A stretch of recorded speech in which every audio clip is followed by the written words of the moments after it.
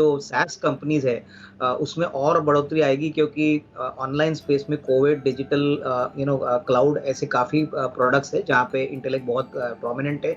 In fact पिछले quarter में company ने कहा था कि वो बिल्कुल पूरी तरह से कर्जा मुक्त है, काफ़ी कैश बैलेंस शीट पे है और ओवरऑल ग्रोथ मोमेंटम अर्निंग्स में कम से कम 20-25% का एक्सपेक्ट कर रहे हैं। तो मेरे ख्याल से यहाँ से अगर खरीदते हैं तो शॉर्ट टू मीडियम टर्म में 750 का टारगेट प्राइस पॉसिबल लग रहा है। और दूसरा जो फ्रंट लाइन शेयर बैंकिंग में हमको पसंद है वो एसबीआई रहेगा। करंट लेवल्स पे काफ़ी अट्रैक्टिव वैल्यूएशन लग रही है और मुझे लग रहा है कि आने वाला जो पहला तिमाही होगा FY23 के लिए काफ़ी अच्छा आने की उम्मीद है।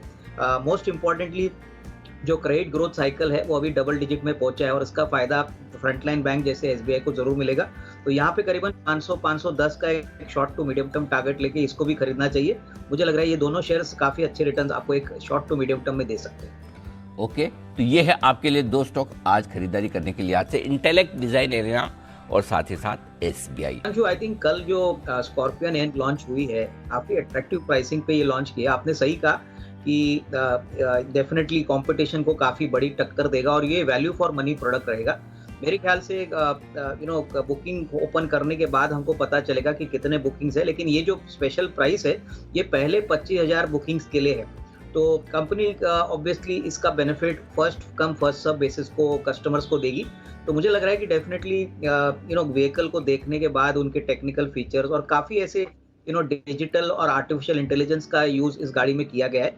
तो डेफिनेटली आने वाले दिनों में मार्केट काफ़ी उत्साह से देखेगी कि कितनी ऑर्डर आती है और कितना जल्दी इसकी एग्जीक्यूशन होता है, क्योंकि फेस्टिवल के टाइम पे माना जा रहा है कि ये गाड़ियों की डिलीवरी कस्टमर्स को दी जाएगी। तो नेट पॉजिटिव है। मुझे लग रहा है कि अभी भी इस लेवल से अगर कोई खरीदना चाहे, जिन्होंने पहले खरीदा नहीं है, इनको ये स्टॉक जरूर खरीदना चाहिए। 1250 से 1300 ये नियर टर्म का मीडियम टर्म का टारगेट बन सकता है। नहीं, मेरे ख्याल से अनिल जी बायबैक के पहले खरीदने की राय नहीं है। बायबैक का प्राइस आने दीजिए, बट डेफिनेटली मुझे लग रहा है कि जिस प्रकार से शेयर प्राइस की कटाई हो गई है, बायबैक अगर रीजनेबल प्रीमियम पे आता है और ये टेंडर बेस्ड होता है तो मेरे ख्याल से मार्केट्स उसको काफ़ी पसंद करेगा। इनफैक्ट कल जो बजाज ऑटो का बायबैक आ गया, मैं थोड़ा सा डाइवर्ट कर रहा हूँ, वो मार्केट को शायद इतना पसंद इसलिए नहीं आया क्योंकि वो ओपन मार्केट का है और ये हमने पहले भी आपके शो पे कहा था कि प्रीमियम तो अच्छा है लेकिन ओपन मार्केट से शेयर होल्डर्स को डायरेक्टली बेनिफिट नहीं मिलता।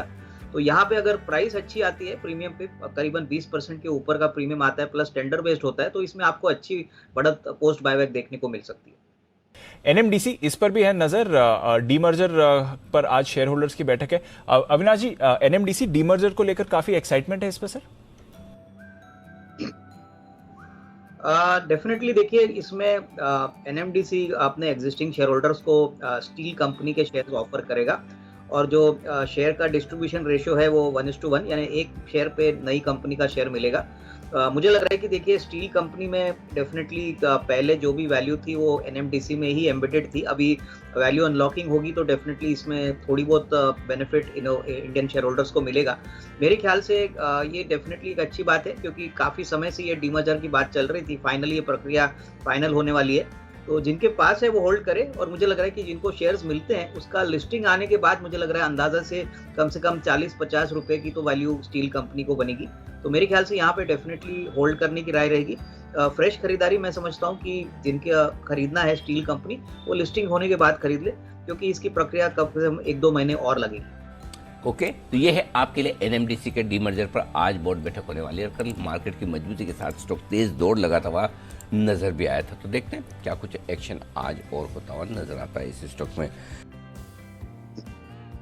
नहीं, इनफैक्ट अनिल जी काफ़ी पॉजिटिव खबर है और ये जो प्रोडक्ट है यहाँ पे जेएनएफसी की कंप्लीट मोनोपोली है। कंट्री का सबसे अकेला एक प्रोड्यूसर है जो काफ़ी अच्छे मार्जिन्स जेएनएफसी के लिए बनाता है। इनफैक्ट जेएनएफसी ज़्यादा केमिकल कंपनी और कम फर्टिलाइजर कंपनी है क्योंकि ये प्रोडक्ट काफ़ी मात्रा में इनके टॉप लाइन और प्रॉफिट्स को कंट्रीब्यूट करते हैं और मुझे लग रहा है कि आने वाले जो पहले तिमाही का क्वार्टर आएगा वो काफ़ी स्ट्रांग रहेगा। तो मेरे ख्याल से अभी भी इस लेवल से अगर कोई खरीदना चाहे तो अच्छी खासी अपसाइड मिलेगी। तो ये न्यूज़ तो डेफिनेटली पॉजिटिव है और स्टॉक को मोमेंटम काफ़ी अच्छा देगा।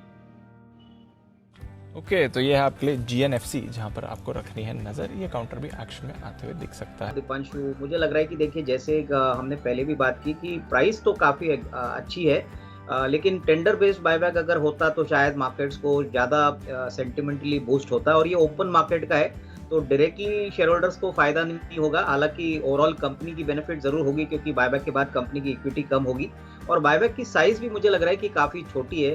अगर हम कंपनी की कैश और इन्वेस्टमेंट्स की बात करें तो करीबन 20,000 करोड़ की कैश और इन्वेस्टमेंट्स कंपनी के बुक पे हैं। तो उस पॉइंट ऑफ व्यू से बायबैक भी इतना बड़ा नहीं है और ओपन मार्केट है। तो मेरे ख्याल से उस पॉइंट ऑफ व्यू से जब तक अभी कोर अर्निंग्स बढ़ेंगे नहीं, ओवरऑल टू व्हीलर सेक्टर में तेजी नहीं आएगी, तब तक स्टॉक थोड़ा सा ढीला ही रहेगा। हालांकि ओपन मार्केट बाइंग में जब जब कंपनी अनाउंस करेगी तभी थोड़ा सा अपटेक आपको स्टॉक में देखने को मिलेगा। तो मेरे ख्याल से जिनके पास है वो होल्ड करे, बट फ्रेश निवेश के लिए थोड़ा सा रुक जाइए। तो पर एक बार अविनाश जी की भी राय लेनी है। अविनाश जी, कैसे देख रहे हैं सर आप इस ब्लिंकिट के एक्विजिशन को? कुछ सवाल भी उठे हैं कि जो पूरा खर्च इन्हें करना पड़ेगा वो इवेंचुअली एक्विजिशन प्राइस से काफी ज्यादा हो सकता है। ओवरऑल आपका क्या व्यू बनता है सर जोमेटो पर? इनफैक्ट दीपांशु, मुझे लग रहा है कि देखिए ये एक्विजिशन जो हुआ है ये वैल्यू एक्रेटिव नहीं होगा और रिटेल इन्वेस्टर्स के लिए तो डेफिनेटली एक अनफेयर डिसीजन मैनेजमेंट ने किया है क्योंकि ऑलरेडी जोमेटो ऑपरेटिंग लॉस कर रहा है, कैश बर्न कर रहा है, ब्लिंकिट भी लॉसेस कर रहा है। तो ये कहीं ना कहीं इस एक्विजिशन को जस्टिफाई नहीं करता। मेरे ख्याल से स्टॉक में और भी गिरावट पॉसिबल हो सकती है क्योंकि अभी लग रहा है कि जो लॉसेज है वो शायद और थोड़े बड़े होंगे क्योंकि कंसोलिडेटेड एंटिटी को ब्रेक इवन करने में काफी समय लगा। मेरे ख्याल से निवेशकों को इस स्टॉक से दूर रहना चाहिए। जिनके पास है वो भी थोड़ा सा हल्का हो जाइए क्योंकि हो सकता है कि आने वाले क्वार्टर्स में भी काफी बड़ा लॉस कंपनी रिकॉर्ड करे। तो डेफिनेटली लॉन्गर टर्म में बिजनेस बहुत अच्छा है, उसमें कोई डाउट नहीं, अट्रैक्टिव है, लेकिन वैल्यूएशंस बहुत ही महंगे और इस लेवल से रिस्क रिवॉर्ड अच्छा बनता नहीं। नहीं, बिल्कुल। इनफैक्ट देखिए ग्रेट ईस्टर्न शिपिंग के जो नंबर्स आ गए वो उम्मीद से काफ़ी अच्छे आ गए और मुझे लग रहा है कि देखिए अभी जो इंटरनेशनली क्रूड का जो वोलेटाइल ट्रेंड है प्लस जो ग्लोबल ट्रेड है, यहाँ पे हमने देखा है कि शिपिंग और लॉजिस्टिक्स ये दोनों ही जो सेक्टर्स है यहाँ पे अच्छी खासी परफॉर्मेंस होने की उम्मीद है। नॉर्मली हमने देखा है कि जब भी इंटरनेशनल ट्रेड और डोमेस्टिक ट्रेड बढ़ता है, इंपोर्ट एक्सपोर्ट्स बढ़ते हैं, तभी शिपिंग को डेफिनेटली बढ़ावा मिलता है और काफ़ी समय के बाद शिपिंग मार्केट में एक डिमांड सप्लाई का इक्विलिब्रियम आ चुका है। तो मेरे ख्याल से बाल्टिक इंडेक्स डेफिनेटली काफ़ी इंपॉर्टेंट है ग्रेट ईस्टर्न शिपिंग के लिए क्योंकि काफ़ी हद में ये एक्सपोर्ट मार्केट्स को भी कवर करते हैं। लेकिन मेरे ख्याल से आने वाले साल में होपफुली अगर नॉर्मल सी आती है, इंटरनेशनल ट्रैफिक और वॉल्यूम बढ़ता है, तो इसमें कोई डाउट नहीं कि ग्रेट ईस्टर्न शिपिंग में काफ़ी सिग्निफिकेंट अपसाइड बाकी है। जिनके पास है वो होल्ड करे और मुझे लग रहा है कि अगले 12-15 महीने के लिए अगर कोई निवेश भी करना चाहे तो बाय ऑन डिक्लाइन की स्ट्रेटेजी यहाँ पे होनी चाहिए। लेते हैं अविनाश जी की तरफ से। अविनाश सर, बताएं आपकी 10 की कमाई का स्टॉक। दीपांशु, जो 10 की कमाई का स्टॉक है वो एक होल्डिंग कंपनी है और कंपनी का नाम है राणे होल्डिंग्स। अभी आज ही के सत्र में ये कहा गया है कि एयरबैग्स अभी कंपलसरी होंगे और सबसे बड़ी बात, राणे होल्डिंग्स ये राणे का प्रमोटर्स की होल्डिंग कंपनी है। इनके पास एयरबैग्स और सीट बेल्ट बनाने की काफ़ी सिग्निफिकेंट कैपेसिटी है, तो डेफिनेटली ये तो बेनिफिट करेंगे। लेकिन सबसे बड़ी बात, इस कंपनी का मार्केट कैप करीबन 900 करोड़ है और इस कंपनी के पास सारी राणे ग्रुप कंपनीज की मेजॉरिटी शेयर होल्डिंग है। इनफैक्ट राणे मद्रास में ये करीबन 60% होल्ड करते हैं, राणे ब्रेक्स में 50%, राणे इंजन वाल्व्स जो एक ऑटो कंपोनेंट कंपनी है वहाँ पे करीबन 61% होल्ड करते हैं और राणे जो TRW स्टीयरिंग है जो बेसिकली मैनुअल और इलेक्ट्रॉनिक स्टीयरिंग बनाते हैं। तो कहने की बात है कि इस कंपनी को प्योरली अर्निंग से नहीं बट उसके इन्वेस्टमेंट वैल्यू से हमको देखना है। सारी कंपनीज की market value current market cap से काफ़ी सिग्निफिकेंट है।